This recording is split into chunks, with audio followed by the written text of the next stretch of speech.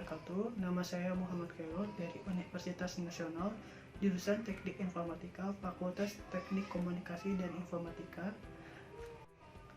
Video ini saya buat dalam memenuhi nilai ulangan tengah semester mata kuliah Komunikasi Data dan Jaringan Komputer K02, dosen pengampu Bapak Novi Dian Natasha, Eskom MSI. Ya, langsung saja kita jawab soal ulangan tengah semester. Pertanyaan nomor 1. Saat ini perkembangan jaringan komputer sudah sangat pesat. Berikan penjelasan terkait perkembangan jaringan komputer saat ini dalam kaitannya dengan komunikasi data.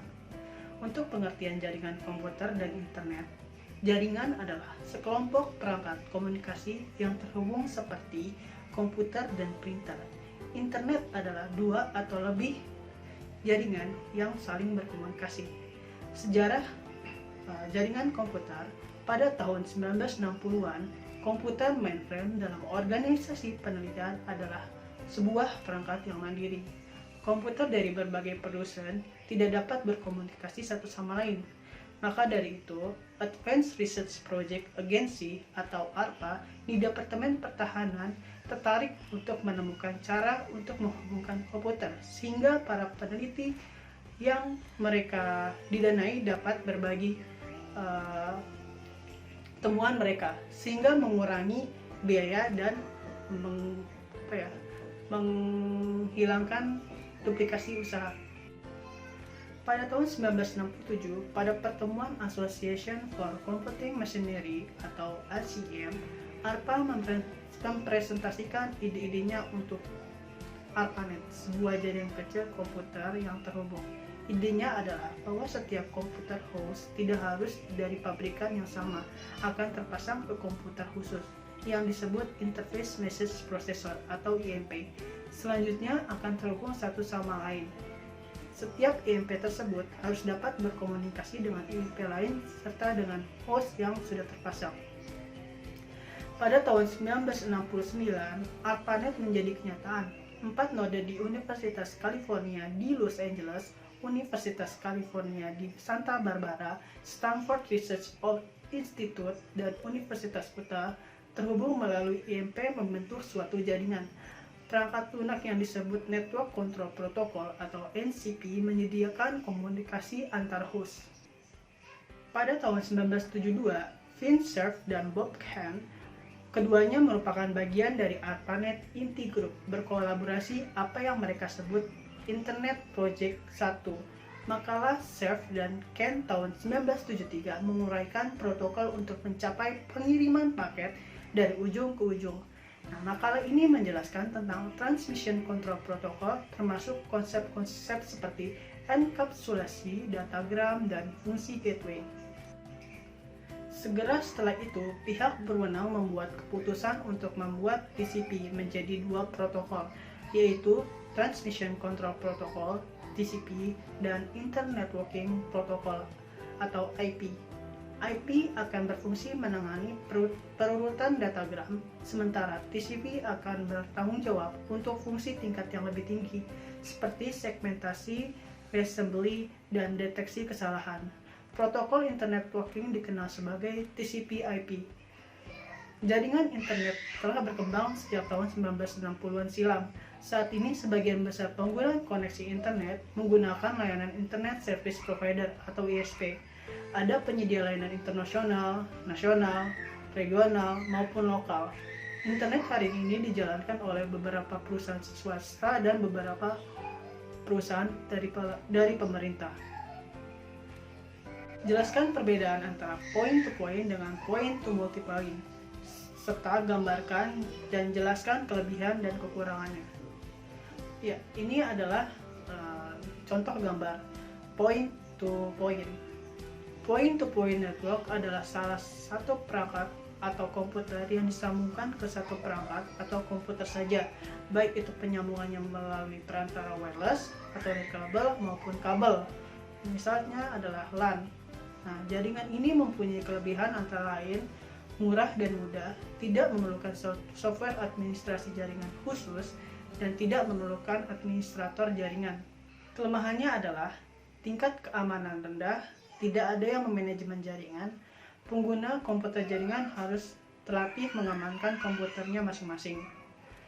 Semakin banyak mesin yang disaring akan mempengaruhi kinerja komputer, dan jaringan tidak terlalu besar dan tidak bisa diperbesar.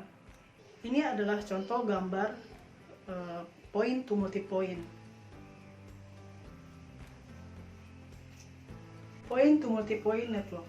Point to multipoint network adalah satu komputer atau perangkat yang dapat disambungkan ke banyak komputer atau perangkat dan biasanya digunakan pada area hotspot ataupun warnet, karena dari satu server bisa disebar ke beberapa klien. Nah, kelebihan jaringan ini adalah hemat biaya karena hanya dengan satu radio access point pun sudah bisa banyak menghubungkan stasiun sekaligus.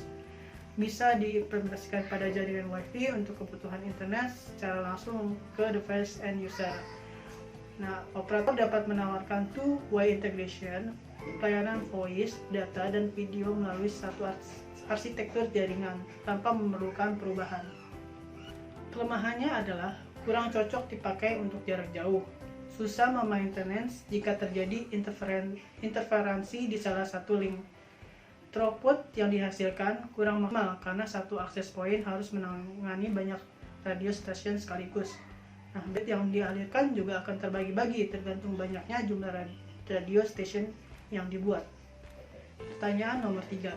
Komunikasi antar komputer dari vendor yang berbeda adalah sangat sulit dilakukan karena mereka menggunakan protokol dan format data yang berbeda, sehingga International Organization for Standardization membuat suatu arsitektur komputer yang dikenal sebagai Open System Interconnection atau OSI. Nah, beri penjelasan lengkap terkait model OSI. Berikut diagram 7 lapisan OSI. Model referensi OSI secara konseptual terbagi ke dalam 7 lapisan, di mana masing-masing lapisan memiliki fungsi jaringan yang spesifik. Layer pertama ada physical layer. Physical layer berfungsi untuk mendefinisikan media transmisi jaringan, metode pensinyalan, sinkronisasi bit, arsitektur jaringan seperti halnya Ethernet ataupun token ring, topologi jaringan, dan pengabelan. Selain itu, di lapisan ini juga mendefinisikan bagaimana network interface card dapat berinteraksi dengan media, kabel, atau radio. Lapisan kedua ada data link layer. Data link layer berfungsi untuk menentukan bagaimana bit-bit data dikelompokkan menjadi format yang disebut sebagai frame. Selain itu, pada lapisan ini juga terjadi koreksi kesalahan, flow control, pengalamatan perangkat keras seperti halnya media access control address, dan menentukan bagaimana perangkat-perangkat jaringan seperti hub, bridge, repeater, dan switch layer 2 beroperasi. Di lapisan ketiga ada network layer. Network layer berfungsi untuk mendefinisikan alamat-alamat IP, membuat header untuk paket-paket, dan kemudian melakukan routing melalui internet networking dengan menggunakan router dan switch layer 3. Di lapisan layer keempat ada transport layer. Berfungsi untuk memecah data ke dalam paket-paket data serta memberikan nomor urut ke paket-paket tersebut sehingga dapat disusun kembali pada sisi tujuan setelah diterima. Selain itu, pada lapisan ini juga membuat sebuah tanda bahwa paket diterima dengan sukses dan mentransmisikan ulang terhadap paket-paket yang hilang di tengah jalan. Di lapisan kelima ada session layer. Session layer berfungsi untuk mendefinisikan bagaimana koneksi dapat dibuat, dipelihara, atau dihancurkan. Selain itu, di lapisan ini juga dilakukan resolusi nama. Di layer ke-6 ada presentation layer. Presentation layer berfungsi untuk mentranslasikan data yang hendak ditransmisikan oleh aplikasi ke dalam format yang dapat ditransmisikan melalui jaringan. Di layer ke-7 atau yang terakhir ada application layer.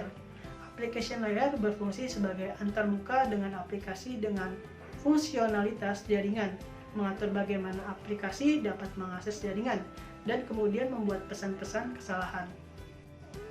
Jelaskan perbedaan antara bandwidth dengan spektrum. Spektrum merupakan rentang gelombang elektromagnetik yang ada di bumi yang digolongkan dalam beberapa kelompok menurut panjang gelombang dan frekuensinya. Sedangkan bandwidth merupakan frekuensi yang digunakan dalam mentransfer sinyal data. Dalam hal ini, bandwidth merupakan rentang frekuensi tertentu dalam suatu spektrum. Sebagai contohnya adalah sebuah stasiun radio yang memiliki frekuensi siaran pada frekuensi 100 MHz. Hal tersebut termasuk dalam analog bandwidth. Bandwidth yang digunakan oleh stasiun radio tersebut sebesar 100 MHz. Sedangkan spektrum yang digunakan adalah spektrum gelombang radio yang memiliki rentang frekuensi sebesar 30 MHz sampai dengan 300 MHz. Pertanyaan nomor 5. Berikan penjelasan lengkap tentang WAN, Wide Area Network. Wide Area Network atau WAN adalah sebuah jaringan yang memiliki jarak yang sangat luas karena radiusnya mencakup sebuah negara atau benua. WAN menggunakan sarana fasilitas transmisi seperti telepon, kabel di bawah laut atau kabel optik, ataupun satelit. Kecepatan transmisinya beragam, mulai dari 2 Mbps sampai dengan 625 Mbps. Kadang-kadang bisa lebih. Faktor khusus yang mempengaruhi desain dan performance dari WAN ini terletak pada siklus komunikasi seperti jaringan telepon, satelit, ataupun komunikasi pembawa lainnya. Keuntungan menggunakan WAN antara lain cakupan yang lebih luas dibandingkan dengan LAN maupun LAN, tukar dan menukar informasi yang terarah untuk mencakup antar negara, mudah dalam pengembangan sebuah bisnis. Kerugiannya adalah menggunakan biaya yang sangat mahal, perawatan yang sangat susah, serta rentan terhadap pencurian data-data penting. Itu saja jawaban yang bisa saya jawab dari ulangan tengah semester Komunikasi Data dan Jaringan Komputer kelas K02. Sekian dan terima kasih. Wassalamualaikum warahmatullahi wabarakatuh.